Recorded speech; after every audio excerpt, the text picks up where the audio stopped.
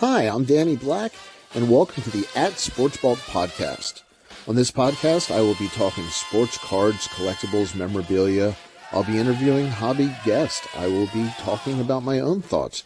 I'll cover regular sports that relate to the hobby. That's the fun part. More importantly, I want you along for the ride. So click like and follow for more content, and I hope you enjoy the episode.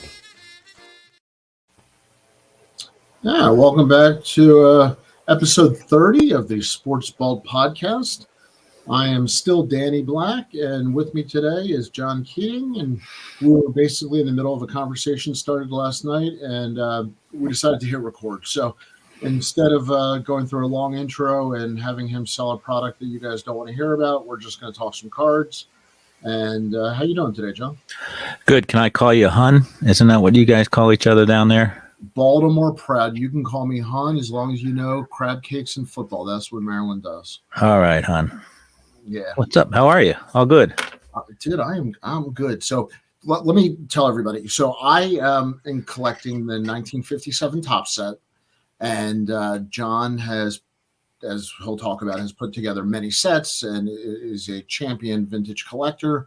And so I reached out to him just for some general thoughts and advice, and we had a great conversation, and it went well beyond the 57 set.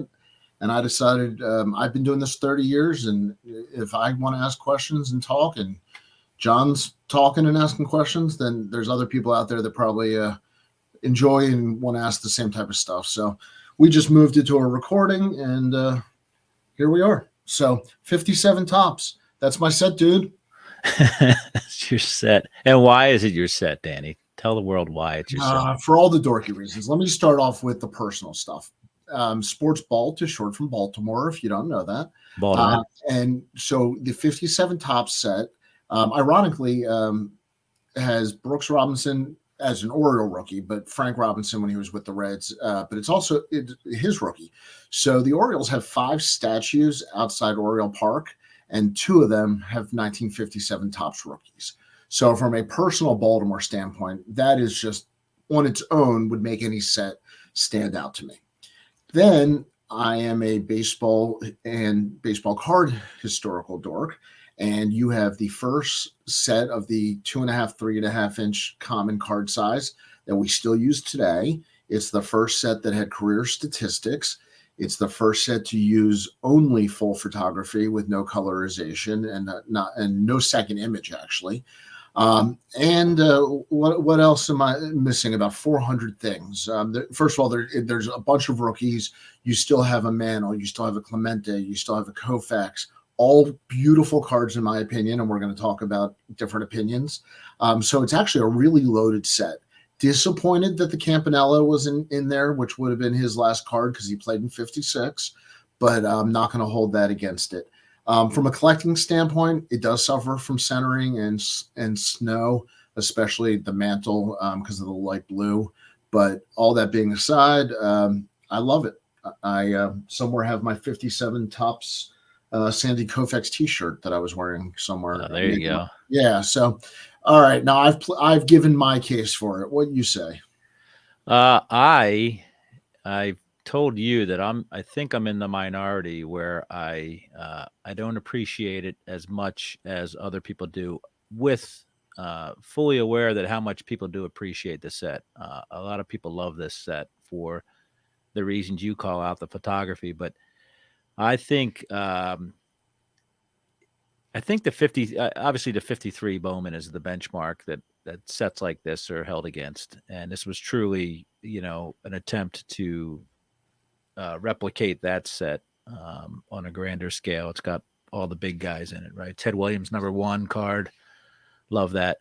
I don't have the appreciation. John, for a lot of people who don't know, what is the significance of actually being #1 in a set, the way they rolled out series and sold cards in the honor?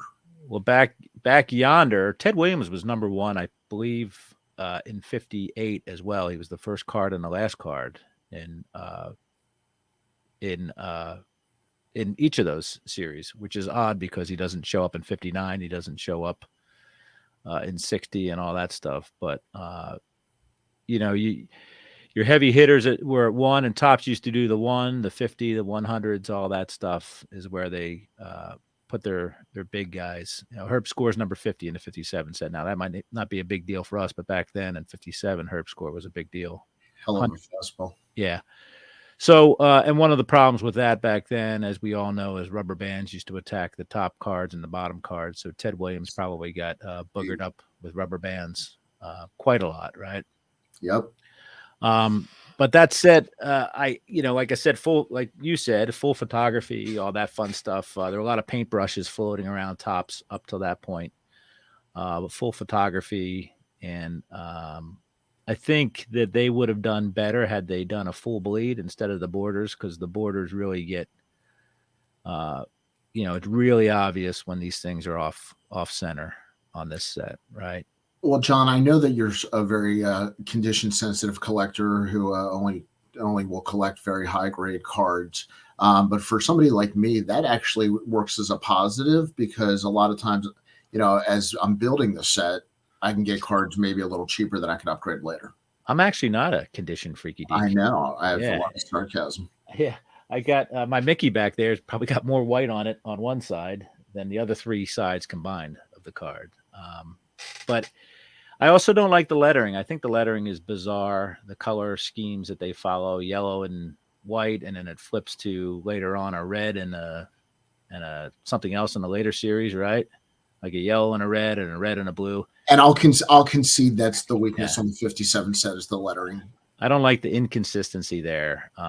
It's kind of a cool thing because it is a time capsule where, 57 Brooklyn Dodgers on the cards, right?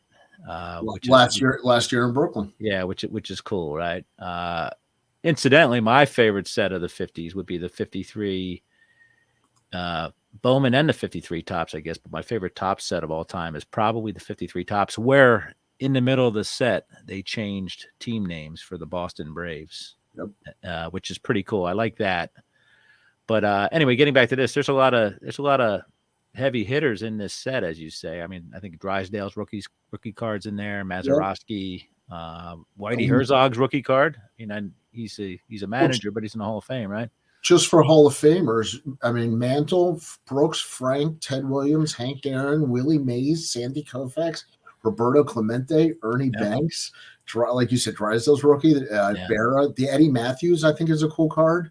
I mean, it is pretty loaded. Yeah. So let me ask you a question, though. Kind of one of the things that's appealing and unappealing to me is the fact that card number 20, right, Hank Aaron. Yeah. It's a left-handed Hank Aaron. Like, how does that? It's one of those things like the 1972 Topps set where I don't know whether I love or whether I hate. Can I hate to give a simple answer? Fire away. It was rudimentary printing and photography. That's a reverse negative on photography. Oh, for sure. Yeah. Yeah, we know that. You had somebody who was not detailed enough to catch that Hank Aaron was a righty. That's absolutely, it's an error, without a doubt. Right. Yeah. But it doesn't happen often, right? So, and Hank Aaron at that point was, Hank Aaron, I guess they won the World Series that year, right? So he was really starting to come into his own. He should have required more attention, I think, from the editing department. That Aaron card actually pulls more than the Koufax and Clemente sometimes, which is amazing. And there's a Yogi and a Mickey card together, right, in the dugout, which is kind of neat. Wasn't this one of the first sets to do that also? Well, because I have a 53 Bowman back there with Yogi, Mickey, and I think Hank Bauer. So, wasn't this one of the first Top sets to do this, John? Go back to the O'Brien brothers in 1954, right? Okay. Are you familiar with that card? So yeah, the O'Brien brothers card in 54 is one of the most popular cards in that series. But it is neat. They seem to do it a lot with the Yankees, obviously, because the Yankees were, and New York was, the epicenter of the baseball world for many decades. I do love a lot of these cards, though. I love that the Ernie Banks is a great card. You're close up to him, but you can see his full batting stance, which is not an easy thing to pull off, right? Speaking of cards that I like in the, is it his 53 Topps? Who's that, Banks? Yeah. 54 was his rookie. 54 was his rookie, and 55 was the sidecar. 54, I like him. Yeah. I like his look on there. Yeah, he was. He didn't make many bad cards. Even the 61 tops, which is a notoriously horrible set because of not most of the players weren't wearing ball caps because it was an expansion year. He still kind of pulled off a decent card. It's the worst Willie Mays card, the 61 tops, but Ernie could still look like Ernie without a cap and yeah.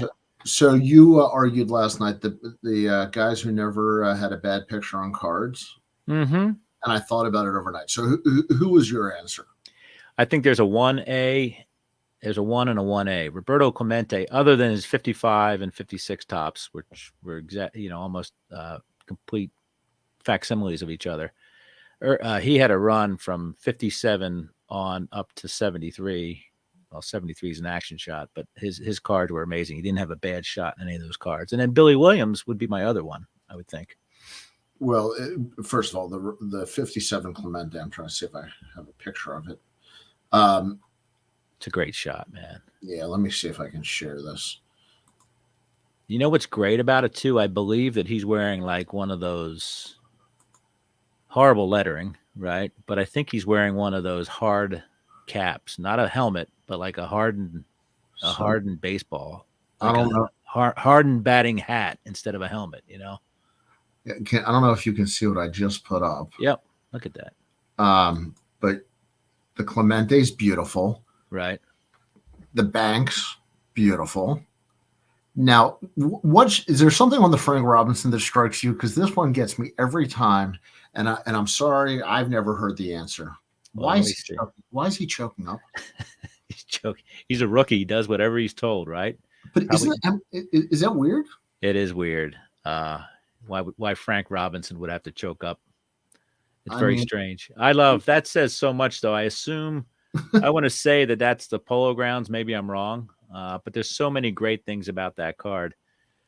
First of all, the bat looks smaller, but it might just be the. It's like what was it? Fungo? Is he hitting fungos? Fungos would be like thinner, but it almost looks like a tiny. It looks like a bat day giveaway. But think about all that greatness in that card. I don't know what's going on his left wrist. Is it a watch? Maybe he's got a watch on. Maybe I think he's got an Apple Watch. Right.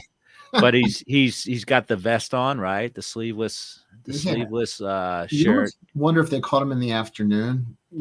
So all those games were in the afternoon. By the way, I mean I'm not saying they didn't have night games, but most of the games were still played in the afternoon back then, and that looks like to me the Polo Grounds right there. Which is will you tell people why it was New York? Most likely. I would imagine that's where the photographers were based, right? Tops was in New York, and if you look for many, many years, the background is going to be one of the New York stadiums, whether it was American League or National. Yeah, for the most part, yeah, you're right. And so there's a lot of players you'll see in New York backgrounds, which is one of the, to me, talking about the mechanics of the history of the card. Right. I love that shit. And then it says, give me the team name on that card. That's another great thing about the Cincinnati Redlegs, right? How cool is that? So there's that. There's so many great cards. And I think that Brooks is good looking. For a rookie card, yeah. I mean, that's a pretty nice rookie card. I mean, because we saw Brooks play for so many years, that baby face. Sure, say that, but my mind is forever. It's a great card. It's a great rookie card. Now, him and Jim Bunning are interesting because Jim Bunning, was he an Oriole back then? No. Jim Bunning is also depicted behind a backdrop of yellow. He was with the Detroit Tigers. So I'm curious as to what that was all about, whether that was a golden hour sky type thing or whether that was a little fancy graphic design, because most of these players are depicted with stadiums in the background, but Bunning and Brooks, they're completely devoid of any kind of baseball apparatus behind them.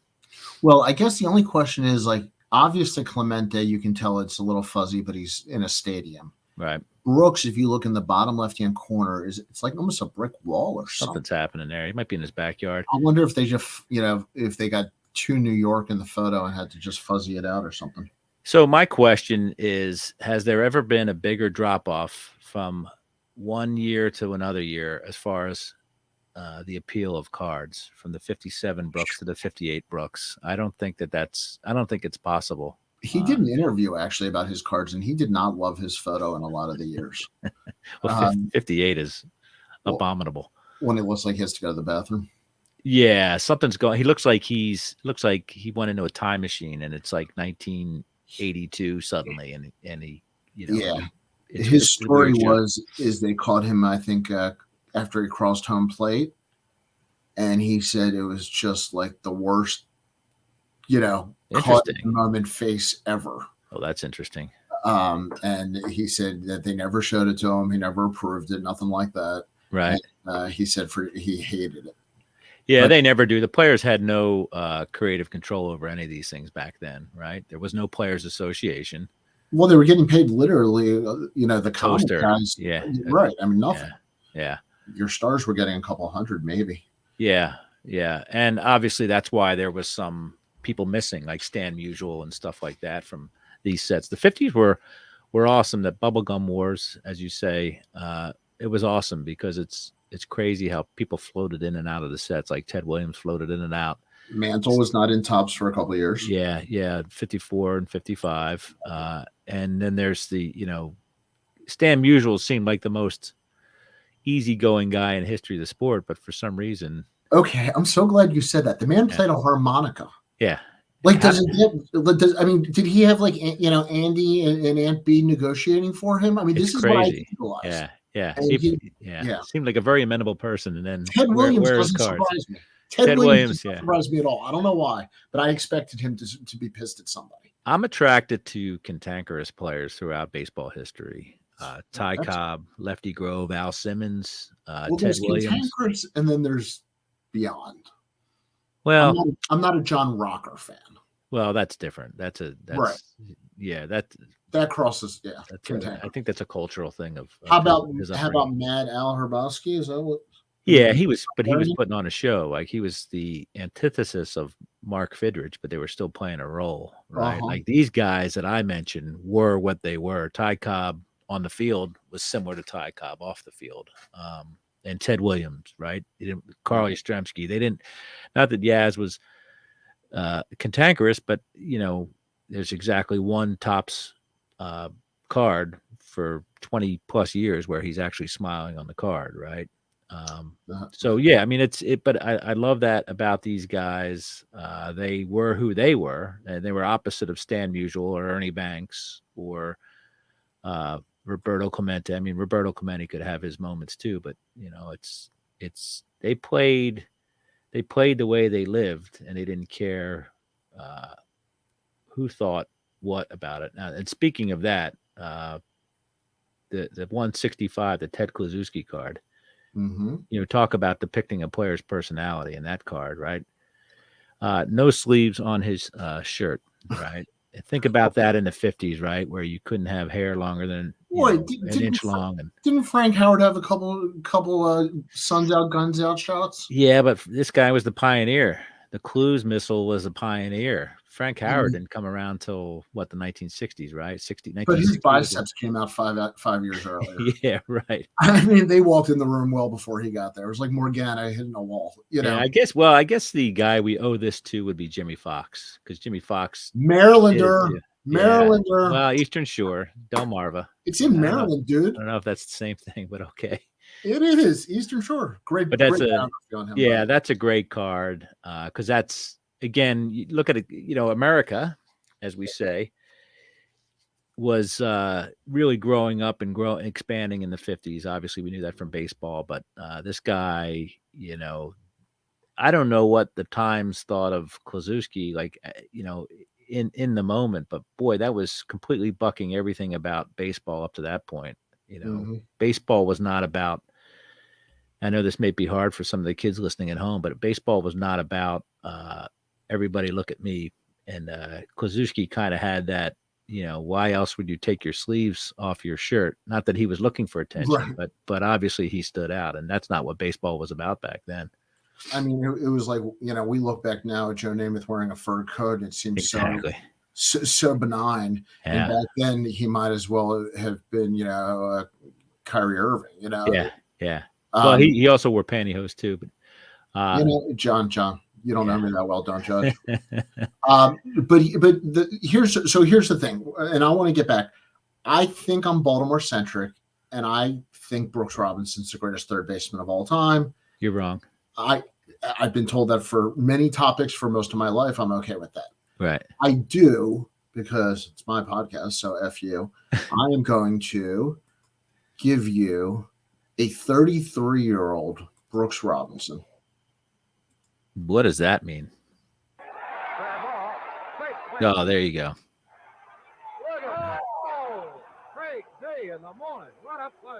So where was that? Cincinnati? Yeah, the 70 World Series. Okay. So, and here's one of the beefs I have. He was aided on that ball, right? Did he throw that? Did he throw a strike to first base, or did he bounce it off the carpet? One hopper. And don't give me the turf argument. They've been doing it off the ground for 100 years. Well, I'm going to tell you that I think this is the argument I have for the guy who, it should be obvious, who I think is the greatest third baseman. Obviously, Mike Schmidt was a better hitter, but Mike Schmidt played well over half of his games on turf, and that ball is coming at you a lot quicker than it is on the grass and in the dirt. So that's obviously Brooks Robinson's skills cannot be denied. That's the equalizer that I put there on Schmitty, is that those balls were coming off that AstroTurf. He's essentially played on carpet or on concrete at the Vet and all these other places like Busch Stadium, Three Rivers, Montreal. Brooks didn't retire until the late 70s. I understand that, but most of the American League teams, other than one I can think of, is probably Kansas City, played on grass. Well, they didn't get the UFO stadiums. I mean, right. you had the Vet, you had Three Rivers, you had Riverfront. Okay, Montreal. You had Houston Astrodome. You had Candlestick had AstroTurf in the 70s. So most of those stadiums in the National League, for whatever reason, even though it's the senior circuit, most of those stadiums had AstroTurf. So that's why I say that. I don't. Again, it's not to diminish what Brooks did, but as we know, the ball comes at you a little quicker, especially back then when all those stadiums had crappy underlayment and all that stuff. It was like playing on the grass was also different. I mean, today they literally, I mean, they take tweezers to get the gum and the sunflower seeds out of the lawn. It's an art now, right? Groundskeeping is an art, which is amazing. And I'd like to tell them that screw you to all the people that take care of their lawn at home and are now shamed.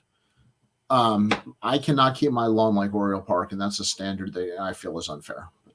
You keep yours like Memorial Park or Oriole Park? I keep, so they knocked down Memorial Stadium. It's a pile of rubble. Yes, that's much more like mine. I got you. For years, I used the excuse that I had kids and then I had a dog. I don't have any more excuses anymore, but I still don't care what my lawn looks. It gets cut as short as possible by somebody once a week, and that's that. I don't have anybody impressed with my lawn. And same with my hairline, as you can tell. I don't care. I shoot from very specific angles, but one of the nice things is you can't see. There's nothing back here. Perfect. Absolutely nothing. Perfect. I'm only friends with short people. It helps. Hey, there's a Campanella card in that set, right?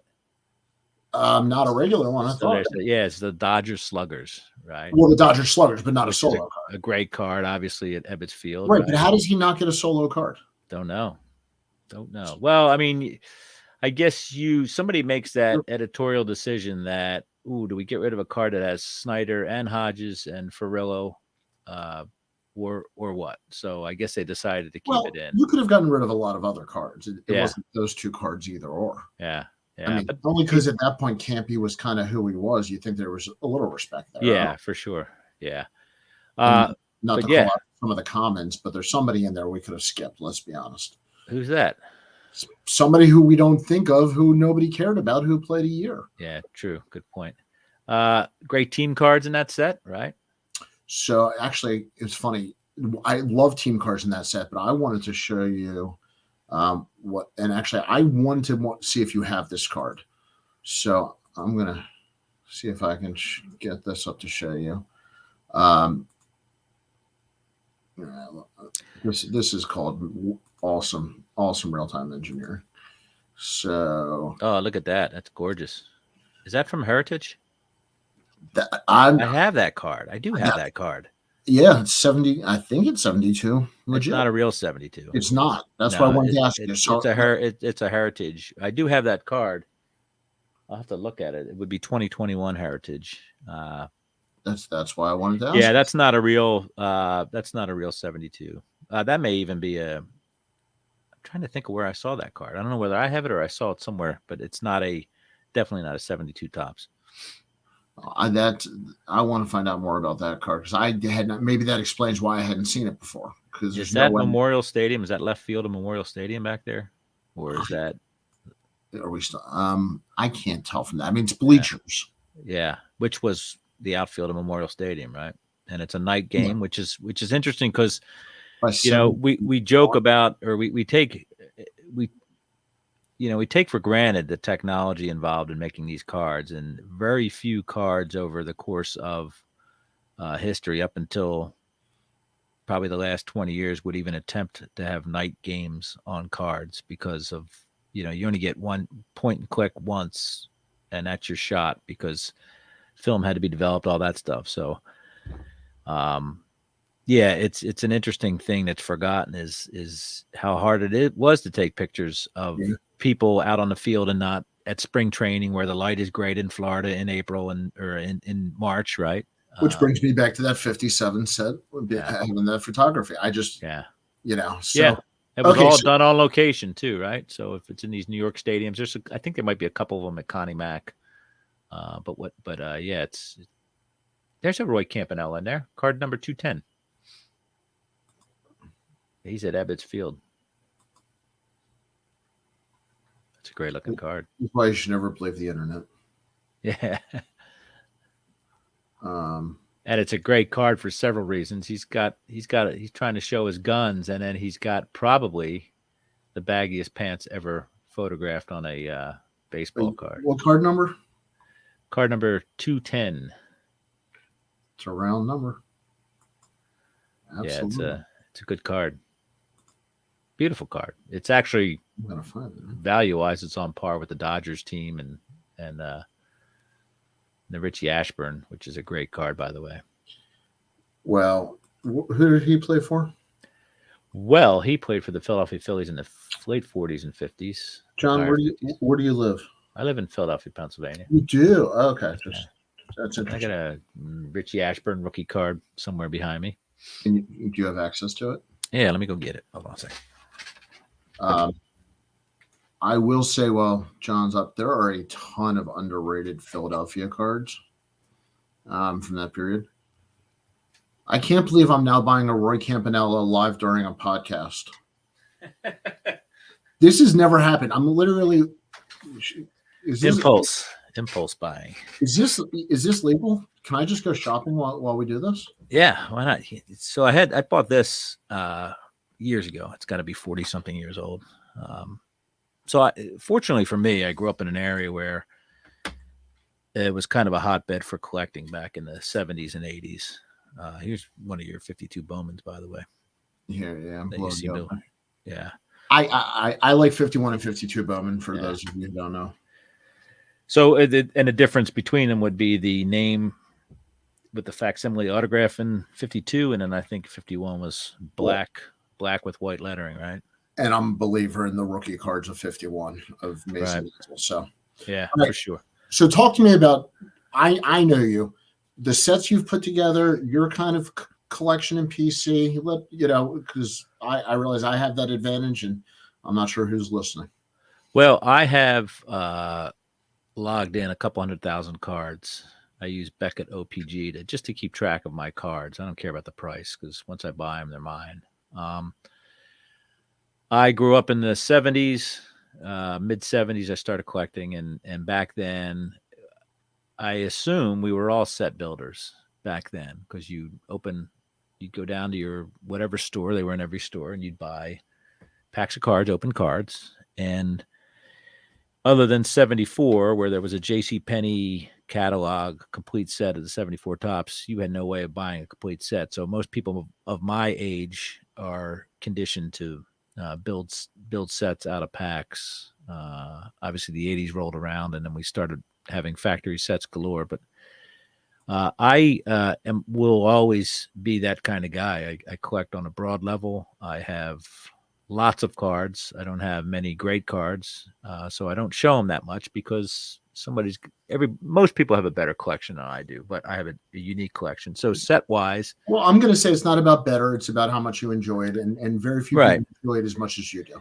Well, you know what gets clicks on the internet is great cards, right? And I don't begrudge people that have the great cards or produce that content because they're awesome. But that's what generates a lot of the attention, and that's awesome because you get to see all sorts of great cards.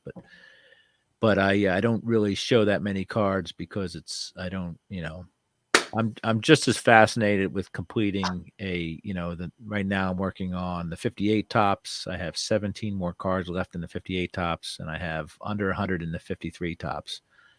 This year I finished 68 tops, 69 tops, 70 tops, 72 tops, and I circled back in my 79 set, which was up to that point completely filled out by me opening packs back in 1979. I had to circle back and do all the checklists and team cards because I I booger the back of those up. So yeah, that's me. I work on sets, and it's a matter of opportunity. I don't, the 68 was my birth year, so I kind of felt a little bit of hobby peer pressure to finish that set because that is a something you should do is finish your birth year set. I'm told. I don't normally subscribe to that kind of stuff, but sure, why not? It was the next one below 69 anyway, and I was done with 69, so it was obvious to do 68. Now the 58 was a matter of it's just I don't have much left. Where do you start and where do you go through? What are you talking about? How I complete a set? No, what year do you have? What's your oldest? And 68. Like I said, 68's done, and I have 68 through. I'm sorry, I'm looking because I'm old, but I have 68 through 79 in binders. And I have so they're all complete. So 68 through 79, and then I have up on the top there 81. Well, I have 80 in a 800 count box. And then 81 through 91 of Don Ross Fleer and tops, they're all up there. Most of them are hand collated or hand put together, as they say. And then in the 90s, I have a bunch of various, upper decks, scores, all that stuff, collector's choice. And I'm working on other ones as we go along. I have a ton of different smaller sets like the TCMA sets, the Leaf sets, SSPC sets from 75. I'm looking at the upper deck, the 70s set, all that stuff. So I have a bunch of, through the 80s, I have all the big hitters, upper deck, score, tops, Don Ross Fleer, have that all done. I'll admit that's a lot more modern than I expected. Yeah. But I mean, keep in mind though that I was when the 80s rolled around, I didn't turn 20 till 1988, so I was still into collecting and stuff like that. And then I have, it gets infinitely more complicated after that, as we know, because of the sets, the subsets, Pinnacle comes on board and again, Leaf, and everybody's got Leaf black and tops black gold and tops gold. So I have rows and rows of monster boxes with, for each year from, I have one for the 80s, one for the 70s, and that's for all oddball stuff like the Kellogg stuff, the discs, the cereal, Ralston Purina stuff, all that oddball stuff. And then each year from 90 on has their own box of different things. In fact, in 2005, it's 2 boxes, one for all other comers and one just for the top stuff like Bowman and tops and whatever. So I've got stuff up to as recently as last night. While I was talking to you, I was popping in my 2022 Heritage and Archive stuff into the 2022 box. So I collect. I tell people I'm a grower, not a shower. I collect wide instead of vertically, and that's my thing. I've wanted every baseball card ever made since I was 7 years old, and that really hasn't changed. I've gone through some evolutions and questioning myself, which is normal for collectors, I guess. And I just realized that this is my thing. This is what I'm going to do. Like, why change I love cards. So why change the outlook I had 40 plus years ago or 47 years ago? Why not try to get everything there is? So. So I think one of the things that people like us is we hear words and we associate them with cards or years, this trigger. Uh-huh. So I'm going to drop this up because when I hear TCMA, Yeah. um, one of the coolest Ripken cards. There are some rarer ones, but this is on the short list. So, Rochester Red Wings. Yep. yep. So, keep in mind, right? I don't want to sound like the old guy, but No, no, no, you're older than keep me. in mind that No, when I grew up, it was a monopoly, and I don't pretend to have an opinion one way or another whether the monopoly was good or bad for the hobby, but there was a monopoly. yep. But on the peripheral, in order to keep you excited, there were serial cards, there were TCMA, who was really did a lot into people. They're kind of like the unsung hero of they were the ones that were constantly. You can say what you want about Fleer, but TCMA was the ones that were constantly goading tops into opening up the market, right? As early as I guess 75, maybe even earlier than that. There's Would- 75 sets, 76 sets, and it's really without instigators like that or antagonists, whatever you want to I call it, mean, wouldn't be where we are. it's what Upper Deck or Leaf did at different times in their own ways. Yeah, Leaf and Upper Deck. Leaf, but I mean, Upper Deck did a different. Upper Deck did what they did without pressure. They didn't have to put pressure on it. Like the only thing I know, it doesn't sound like I'm making it out a big deal. Upper Deck increased the quality of things, but keep in mind, Topps didn't want anybody other than them making baseball cards Oh, sure. back in the day, and Topps made a lot of subsets for other companies. They were still printed by Topps, other than the MSA stuff, which was Mike Schechter Associates, which was mostly food issues, or TCMA or Kellogg's. Topps was issuing a lot of subsets and stuff like that. So, but Well, these, Flair and Donruss were spinoffs of a lawsuit. A lot of people yeah, forget yeah. that Topps went to court over it. Yeah, and Fleer had been around for a very long time. I mean, Donruss has been around for a long time, but Donruss made a lot of non-sports cards in the 70s. I have what is it?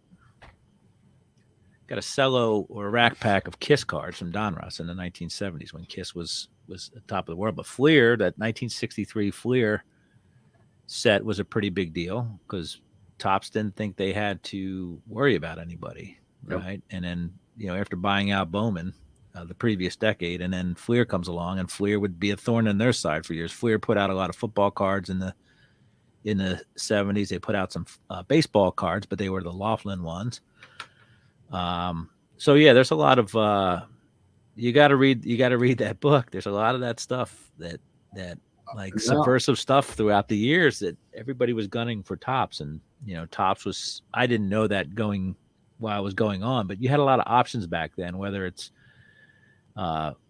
plastic cups for Slurpees or the cereal cards or whatever. There was just a lot of ways to collect cards other than just the Topps stuff, because the Topps back then all released. When I got into the thick of things, it was all released in one series, so you didn't have to. There was no anticipation. Like if you knocked out a set by May, right, you were done by May. You had to go find other things to buy, right?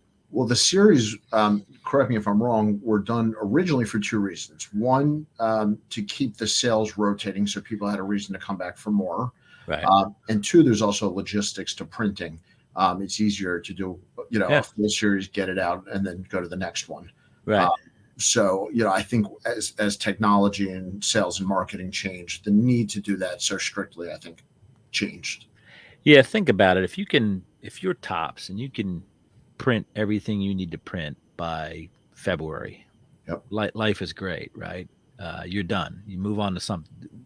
Keep those presses running for baseball cards for 2 months or 3 months, and then you're done, as opposed to having to keep printing well into the spring and stuff like that.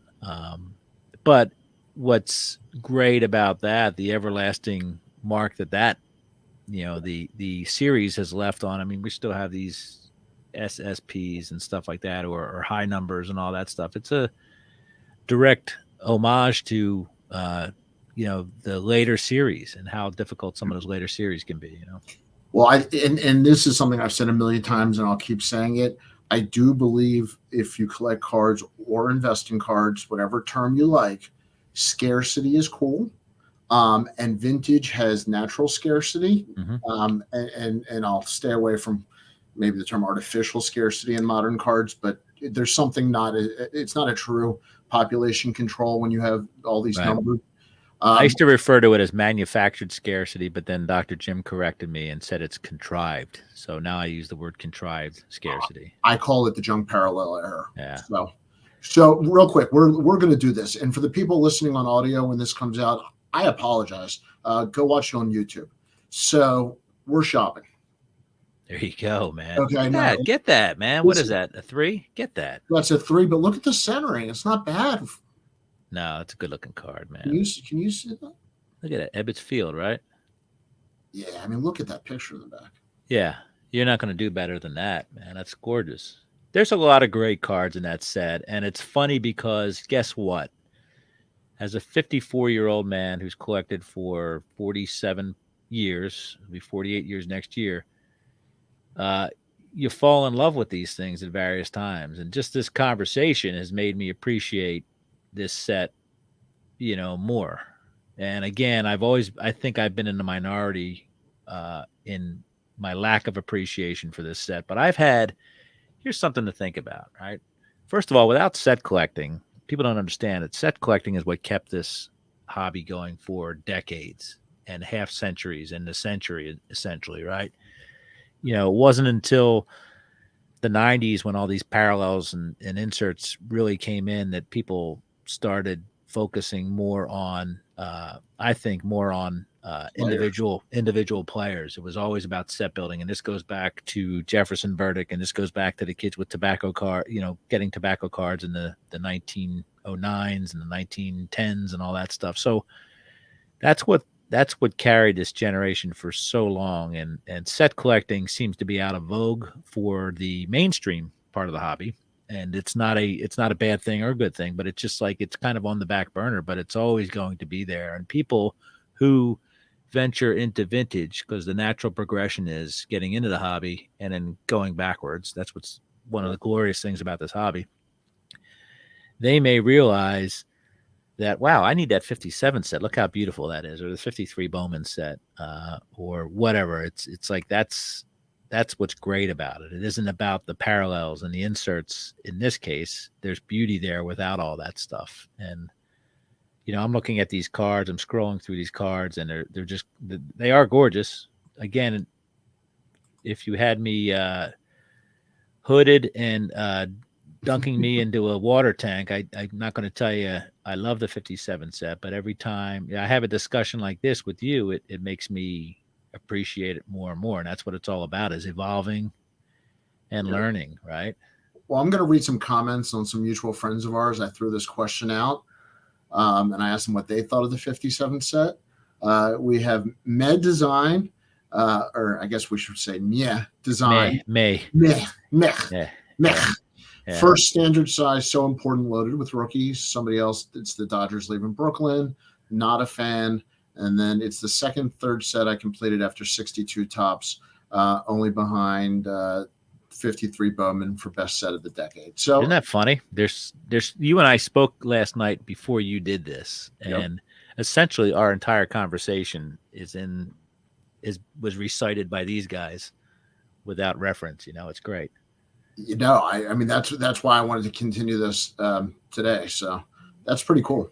Yeah, it's obviously that hits everything, right? There's the 53 Bowman reference in there. There's the sizing, which is a pretty big deal. There's no turning back to this day. They've tinkered with sizes throughout the years and decades, but it's still the base set. Or the flagship set. I still don't subscribe to that flagship thing, but the base set is still 2.5 by 3.5, and that's and the vast majority have been. I mean, yes, we have some tall boys. Yes, we have some booklets or oversized, but those are offshoots, though. I mean, they're still tinkering with that. 99% of all in that size. Yeah. 57. Tops big, which was probably the worst turn back the clock thing ever. Alan Ginter, which I don't hate, has been doing the minis. That's cool. Yeah, and then there's the T206 sets. There's the upper deck Gaudis, the upper deck Goodwin Champions, But these, Minis, like and you all said, that. these are Yeah. all more and more nichey. But there's very few things in our hobby that set the industry standard, and that right there, I think it was Ryan Nolan who said that's there's very few industry standards left in the hobby, and that's something that survives, 65 years on, right? Yep. That size. And from the set you like, and just from these Bowmans, it's like they were constantly messing with Since size. since the turn of the century. Yeah. And then they got these big guys, and then somebody realized, whomever it was, I don't know who's going to cop to that, like, this is better for kids. This 2.5 by 3.5, and then they're as they say over there in England, Bob's your uncle, and there's where we are now, which is great. And that has survived 60 plus years. Yeah, Now I'm going to give you a slightly different perspective on collecting because everybody does it different. Um, I said this is the first time I'm attacking a whole set, right.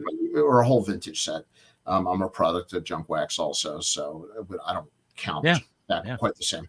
But I've done team sets, and it was funny in a conversation with Dr. Beckett. One of the things he said is when you grew up, you wanted all the players on your team.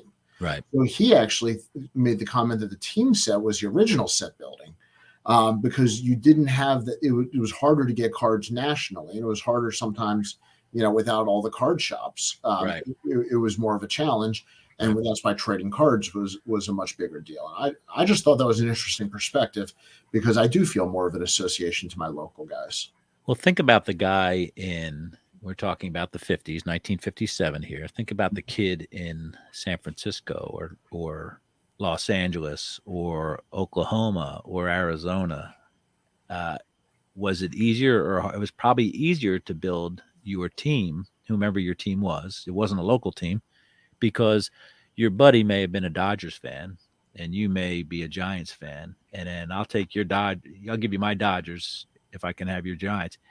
Now, if you're in a neighborhood in Brooklyn, everybody wanted Dodgers cards. It was probably a lot more difficult to uh, assemble a Dodgers team, right? That's a good point. No, Yeah. So, yeah, it is kind of neat to look at it that way. I don't have that perspective because I grew up a Phillies fan, and there was no shortage of cards. You just kept buying more cards if you but if you're trying to when flip. you grew up, would you have taken a Mike Schmidt over George Brett if you had the choice? Oh, for sure. But we could also here's something interesting that may be lost in history. It pops up every now and then, but Burger King had these sets, right? And Burger King in the Philadelphia area had Phillies Burger Kings in '79 and in '80. So you could get those team sets. The Yankees had, I believe the Orioles had them as well. So you can get those. Absolutely. They were specific team sets. Through the 80s for a while, yeah. Yeah, which is you know pretty cool, and it's also interesting that it took them that long. And then, as you know, in the late '80s or '90s, you could go buy a team set at Kmart of your Yep. Phillies or your Reds or whomever. So Kids, that was a discount store that used to exist. yes, that was a store is a place you used to go in your car and drive to, and yeah. So yeah, so it's I had never thought of it that way because my generation is different than Dr. Jim's generation, and it's interesting his perspective because he moved around a lot, so it may have been easier for him to collect Pirates cards when he was living in Chicago or L.A. or wherever at the time.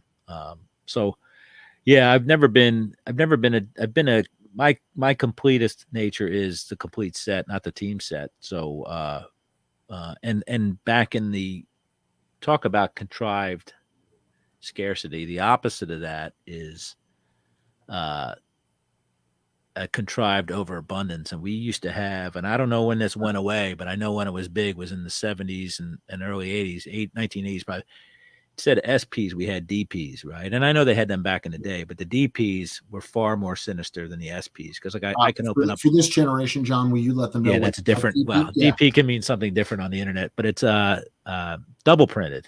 And in some cases, the set that I'm completing right now, the 58 tops, has the Mickey Mantle All-Star card that they say they're still printing those cards. And it's still a 3-figure card in any kind of condition, which is frustrating when you're buying a card that is, in theory, triple printed, and it still commands, See, $200-$300, To me, this is glass full or glass empty. I Yeah. just call the rest of the set a short print. Yeah, that's true. Yeah. But I tell you, there's a guy, Vic Davalil, that I remember vividly in 1980. I tell you, there for every pack had one of those cards. And I think there was another one, Ken Landreau or whatever. It's like the double printed it's brutal, right? And that's like I said, that's far more sinister than the SPs. And then of course when you grew up, everything was a double printed and more, right? It seemed. So I'll tell you, my first couple cards were early 80s. The first boxes I remember buying were 84 tops. Okay. So the Mattingly rookie was my first chase card outside of Ripken and Murray in 84. Right. But it's by the mid 90s, I was a dealer. So I went right into the Griffey upper deck and the whole change, before I was out of it. So there's a couple cards like that throughout history that we're told. I had this conversation with my neighbor yesterday while we were watching the 12-1 Philadelphia Eagles play. He's kind, he knows about the Hannes Wagner card, and he's asking me, that's the most valuable card. And I explained to him, the Mickey Mantle, and then the 52 Mantle that went off this past summer.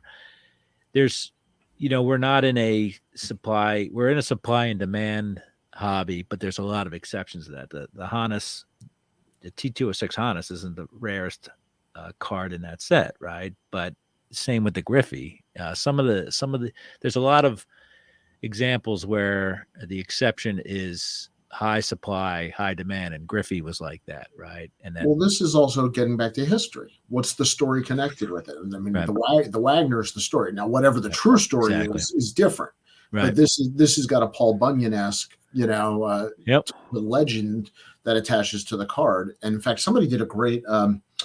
Kayla Collects did a vlog at Chantilly where she went around and asked people what they thought the card of the hobby would be, the Jerry West logo of the hobby. Right. And to no surprise, I think 90% of the people said the Hannes Wagner or the Mickey Mantle 52. Right.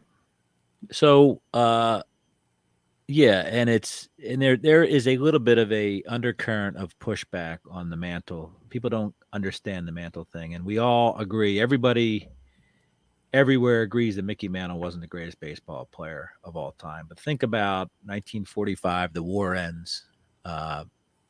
People come home, start having 6 to 8 kids, right? In suburbia. Yep, and the country is thriving, and Mickey Mantle comes along, and he's handsome. And he's handsome, the right guy at the right time, in right? New York. In New York, and he wins, right? And he's got the lineage of Ruth to DiMaggio to Mantle. So, I mean, you just have to open your eyes for folks that don't understand the Mantle thing. It's the way it is. He wasn't better than Willie Mays. We know that, right? Willie Mays was a better baseball player, but Mickey Mantle spent his entire career in one city, which Willie Mays did not. He was bi-coastal, and it was just the right guy at the right time. And then those guys and gals who grew up in the 50s collecting the card, they're the ones who set the tone for the 70s and the first wave of nostalgia. Just like we have people now, the last couple of years of the junk wax era is a beloved term now. I don't care what you say. It's not a derogatory term. It's a beloved term. It's a historical term. Yeah, right. Which is great. I look at it as I'm not putting anything down when I say that. Just as all those guys that we talk about now, from that, late 80s, early 90s, that's the way the 70s were. Like Mickey Mantle was these kids grown up with discretionary income for the first time. So, Mike Trout to my kids will be, right, a whole different view. And in fact, wait 20 years from now, right, when they have their job and they have their house and they're like, oh, golf is too boring or expensive or whatever, I'm going to go open up my cards. Mike Trout 20 years from now is going to have a renaissance again, right? Dr. Beckett said in the 70s they poo-pooed the new releases. What do you mean? They weren't as exciting as the older. Oh yeah. Well, they were easy too. They were like. But I'm saying, so this has been repeating itself since the beginning of collecting. Yeah, for sure. And the 70s are funny because the 70s don't have Mount Rushmore cards in them. They have they a don't. lot of Hall of Famers, but no They card. do, but Mike Schmidt's 73 is the biggest rookie card of the 70s, probably, right? I mean, you can argue for Brett and Yount in 75, but like, Murray in a high grade is hard. well, yeah, or Ozzie Smith in a high grade because that's tough. But I'm like, there isn't that 60 Yaz or that the Mantles or the Banks or the Aarons or the whatever. There's plenty of good players that played in that decade, but it's like a moment in time that will never be replicated is that 50s and 60s with Aaron and Banks and Mays and Musial and Mantle and all those guys. It's just an incredible time. So to pull this full circle, you've led me back to the 57 set with all those guys right in that moment in time. And not to seem lazy, for those of you who are collecting sets, standardized cards are a lot easier to find protectors and albums. Yep. Just from a pure, if you're ever attacking this, you can find the different pages for the older cards, but it is a little harder. Listen, I have in my 50s bin, right, which is a monster box, I have to segregate my vintage card sleeves because it's a thing, right? I have to keep them away from my regular size ones because once you mix them together, you can't tell what's what. So I gotta see. They make. I don't need to show it. They make vintage one touch. Yeah, they're kind of hard to find. I don't, So they also I really do like it. The presentation of the card, like you and I both do a bunch of raw. The presentation is so nice versus a top loader or a card saver. Right. I really like them. So I have all my stuff, like my 50s bin and my 60s that aren't in binders. They're all in penny sleeves, and I don't really put them in top loaders because what I put in top loaders in there is the oddball stuff. Like I put all my Kellogg stuff in top loaders because if not, they curl, right? So it's great to keep them in line, but otherwise everything's in penny sleeves. And in that box, it's I've got in my display cases I have graded cards, and in my box I have the 58 Aarons and Mazes are in with the 58s, the 57 Clemente and Aaron are in with the 57s like everybody else. They're just another mook inside of the of the set. So which is awesome. I love it. But yeah, but everything's in penny sleeves in there. So yeah, I don't rush everything to grading. So a lot of times I've got kind of a months or a year in between when it's actually going to make its way somewhere. Well, I'm going to tell you something. Like my 57s that I have, like my Clemente and my Elston Howard, like one of the joys, and my 50 Jackie Robinson, right? Mm-hmm. The joys about that is knowing that I've owned those cards longer than anybody else. Like I bought that 50 Jackie Robinson in 1982, I want to say. So the card was 32 years old. It's been 40 years since I bought it. So I've had, that's one of the joys of collecting is knowing that I've had a lot of these cards longer than most other people, like the Richie Ashburn rookie.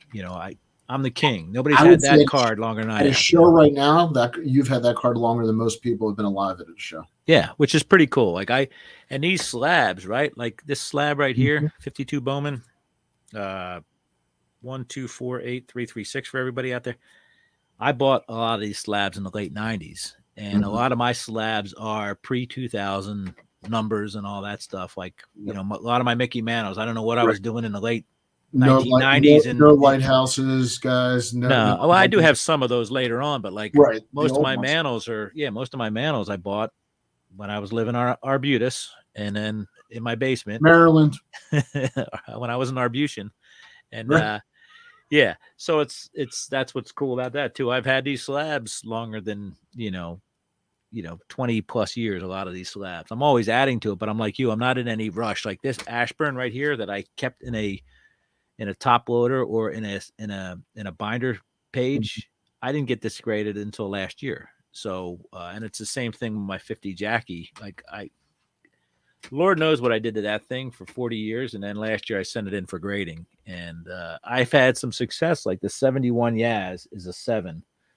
Like, how does that thing survive me owning it for 40 plus years and still get a 7 on one of the probably the toughest set to get a condition on, right? The 71 tops.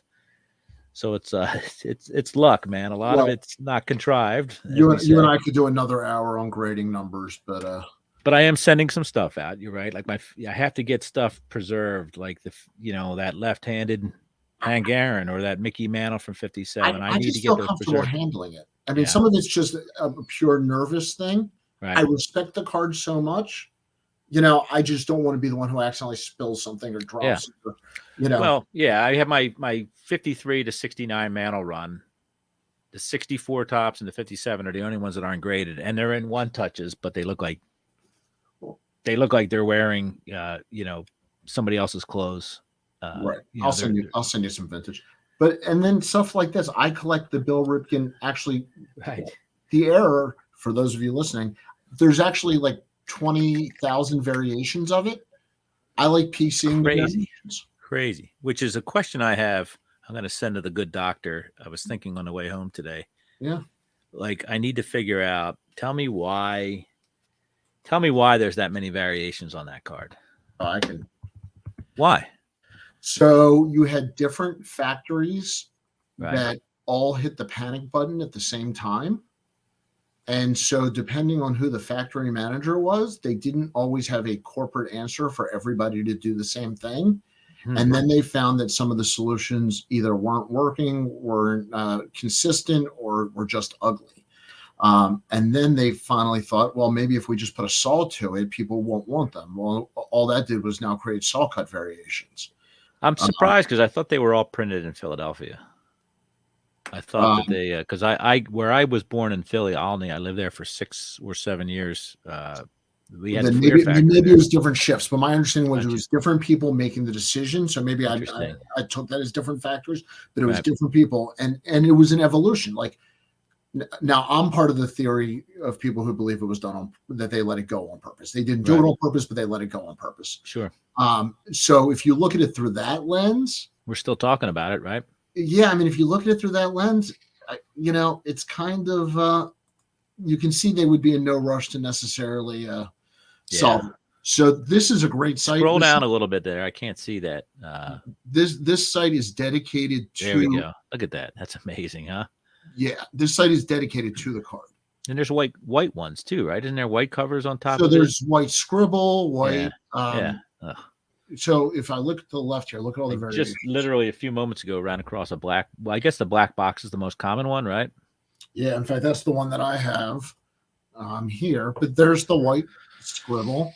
Dan from Korean Cardboard sent me one. The F face one it took me till I was 54 years old to get one. He sent me one this summer, which was awesome. So I have one back there in the. So to me, that's not a set collection, but that's a pure collecting. So I think you don't have to attack a year. If we've made this overwhelming to attack a whole year, find anything, and it's just fun to put it together. And I think you'll find whether it's a player, a team, a year. I love the idea of the birth year. It's, I think that's a great one. I think it's just fun to kind of have a checklist and something to go after, as opposed to, who had a good game on Sunday. Let's buy their card at the price. So you can sell it the next Sunday, right before kickoff time. That's not what it's about. I am deep into Brock Purdy. Yeah. Let me tell you something. I am flying out to San Francisco to get all my Brock Purdy stuff autographed. I am getting tickets. Prepare to take a bath. Well, I've got to trade it for my Scott Mitchell collection. Greater Fool Theory, right? Yep. Mr. Keating, thank you for coming on. Awesome. Thanks for having me, man. Yep. Guys, to the rest of you, I don't have a fancy outro, so we just say goodbye. John, stay in the green room so I can give you your blue M&Ms. Awesome. Take care, everybody.